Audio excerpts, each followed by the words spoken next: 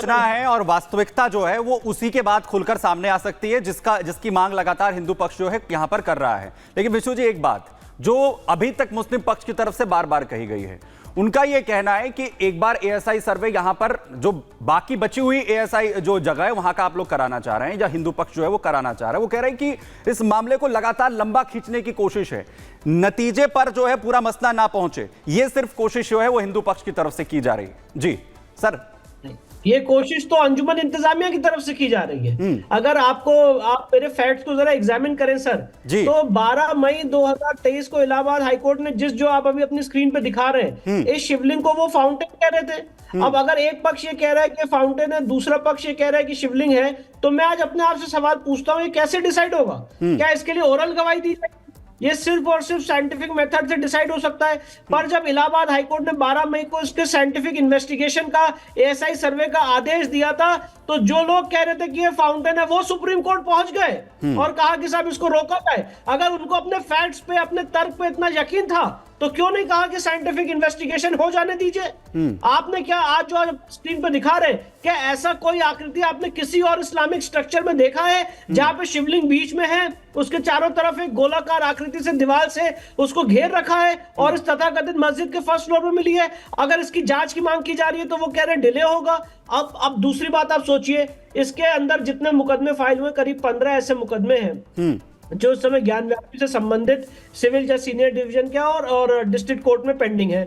हमने supreme court के सामने याचिका लगाई है और हमने कहा है कि इन सारे मुकदमों को क्लब करके एक साथ सुना जाए कि कंट्राडिक्टरी ऑर्डर्स ना पास हो पाए, 1 दिन लगे और इसका फास्ट ट्रैक ट्रायल हो, 6 महीने के अंदर इस मामले को डिसाइड किया जाए। ये हमारा प्रार्थना पत्र है सुप्रीम कोर्ट के सामने, और वो हम पे आरोप लगा रहे हैं कि हम डिले कर रहे हैं। डिले तो वो लोग कर रहे हैं क्योंकि वो चाहते नहीं है कि सच सामने आए, क्योंकि सच ज्ञान व्यापी का ये है कि वहां का पूरा स्ट्रक्चर चीख चीख के कह रहा है कि एक हिंदू मंदिर का परिसर है, इसको गलत ढंग से कब्जा करने की कोशिश की गई है, एक इसको इसमें गलत ढंग से नमाज पढ़ी जा रही है और एक इसको इस्लामिक मॉन्यूमेंट बताने की कोशिश की गई है। और एएसआई की अगर आप रिपोर्ट पढ़ेंगे तो एएसआई ने अपने रिपोर्ट में कहा है कि यहाँ पे पहले मंदिर हुआ करता था।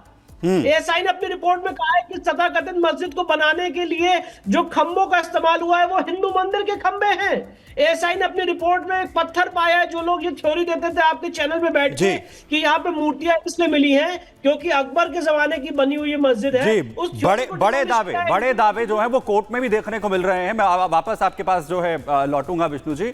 हमारे साथ रिजवी साहब जुड़ गए हैं, मुस्लिम स्कॉलर हैं। रिजवी साहब, बड़े दावे हो रहे हैं, दोनों पक्षों की तरफ से अपनी अपनी दलीलें भी कोर्ट के सामने रख दी गई हैं, लेकिन बड़ी बात यह है कि कोर्ट जब आज फैसला लेगा कि एएसआई सर्वे बाकी बची हुई जगह का हो या फिर ना हो, इसके इतर मुस्लिम पक्ष जो बार बार ये कह रहा है कि यहां पर किसी भी तरीके का मंदिर नहीं था, मूर्तियां मिलना, इस तरीके के तमाम चिन्ह मिलना, खंडित मूर्तियों का सामने आना, आखिर अगर एएसआई सर्वे हो जाए तो इसमें आपत्ति तो होनी नहीं चाहिए किसी भी तरीके की।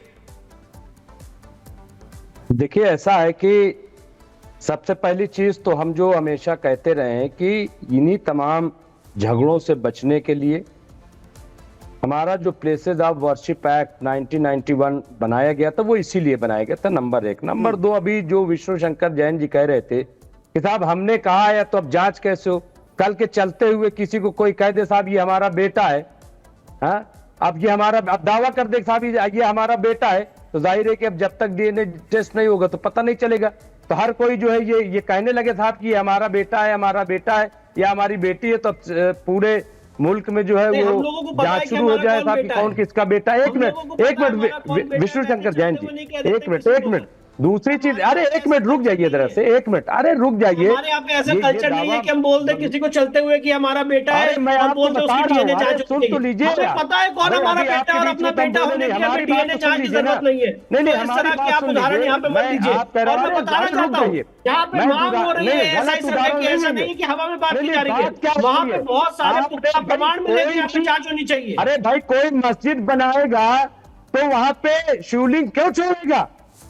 क्यों छोड़ोगे शिवलिंग? आप पे कुछ अकल में बात आती है? फाउंटेन की जांच हो जाए, आपके अकल में बात आती है? फाउंटेन की जांच हो जाए ना, सवाल ये फाउंटेन की जांच, फाउंटेन की जांच हो जाए, इसकी जांच में क्या दिक्कत है? वो ये कह रहे, आप अगर ये कह रहे हैं कि कौन छोड़ेगा, सर उसी के लिए तो मुझे लग रहा है कि ये पूरी जद्दोजहद है जहां पर इस तरीके की तमाम सबूत मिल रहे हैं, चिन्ह मिल रहे हैं ना रिजवी साहब, उसी का फैसला कोर्ट को करना है। कौन छोड़ेगा कौन नहीं छोड़ेगा, क्या उनके पास उस वक्त चीजें थी, क्या गलतियां रही पूर्व में, उन्हीं का तो फैसला कोर्ट को करना है। रिजवी साहब अपनी बात पूरी कीजिएगा। बिच्छू साहब मैं वापस आपके पास आ रहा हूं जी। मैं ये कह रहा हूं कि देखिए, हो सकता है, मैं ये नहीं कह रहा हूं, चलिए मान लीजिए कि पास्ट में क्या हुआ, अब आदम तक चले जाइए, अभी फिर कह देंगे साहब आपने क्या मिसाल दी, हजरत आदम तक चले जाइए, अब वहां से लेकर के अब तक पता नहीं क्या क्या चीजें तब्दील हुई होंगी, क्या क्या बदला होगा, तो कहां तक खोदोगे, सवाल ये है, और कितना खोदोगे, इसी में पल तो ज्ञान व्यापी की बात हो रही है सर, भारत को खोद के रख दोगे। तो इसलिए मैं कह रहा हूं 47 के बाद इसी वजह से तो जांच की बात कही जा रही है। कहा जा रहा है कि अगर साइंटिफिक जांच हो जाएगी तो दूध का दूध और पानी का पानी हो जाएगा, उसमें क्या दिक्कत है। जांच होगी तो सारे जो तर्क दोनों ही पक्षों की तरफ से दिए जा रहे हैं उसका रिजल्ट भी सामने आ जाएगा। आचार्य विक्रमादित्य जी भी हमारे साथ जुड़े हुए हैं, हिंदू गुरु हैं। आपने सुना रिजवी साहब क्या बोल रहे थे। इसके अलावा विष्णु जी भी हमारे साथ लगातार जुड़े हुए हैं। थोड़ी देर में फैसला आ जाएगा, लेकिन लगातार मुस्लिम पक्ष की तरफ से यही कहा जा रहा है, जांच के लिए इनकार किया जा रहा है।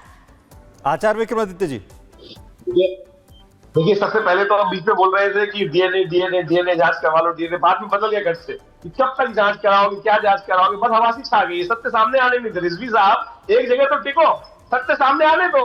मुझे पता ही सत्य, अगर कोई झगड़ा हो तो सत्य सामने लाने के लिए साइंटिफिक इंटरप्रिटेशन करने की आवश्यकता है कि नहीं है। अगर वो हो रही है तो होने में दिक्कत क्या है। हर जगह कुछ भी बोलेंगे उसके बाद पलट जाएंगे। अगर आप कह रहे हो फुबारा है, हम कह रहे हो भगवान का साक्षात शिवलिंग है, तो भाई जांच करवा ले लो, जांच सामने करा लो। फुहारा कैसे चलता था, कैसे व्यवस्थाएं चलती थी, वो सबसे सामने आने में क्या लगने वाली है। मुझे पता ही था अगर सर्वे सामने हो रहा है, सर्वे में एक सबसे सामने आया, सर्वे में वास्तविक तौर पर पता, हाथ मत लगाना, मट्टी मत हटाना, ये मत करना, वो मत करना, एक एक चीज पूरा देश जान गया है कि जो आप अनर्गल प्रलाप कर रहे हो ना, खिसियाली बिल्ली खंबा नोसी जा रही, नोसी जा रही, नोसी जा रही।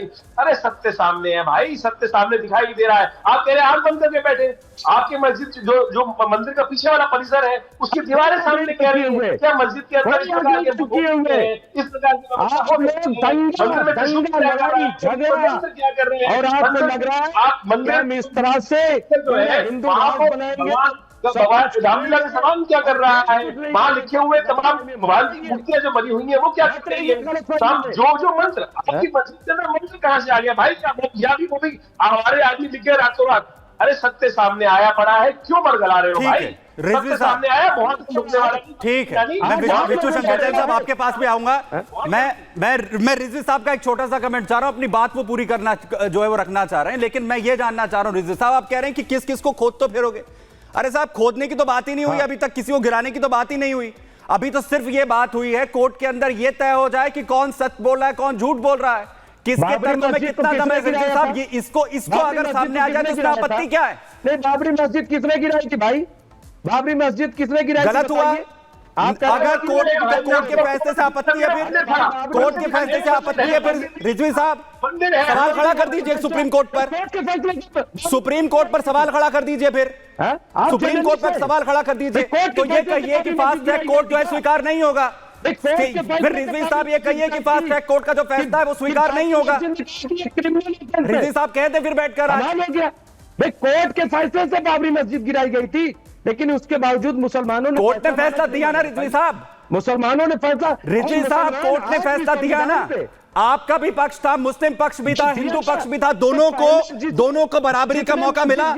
रिजवी साहब के पास भी पूरा वक्त था वहां पर अपनी बात रखने के लिए। फास्ट ट्रैक कोर्ट में भी यही हो रहा है।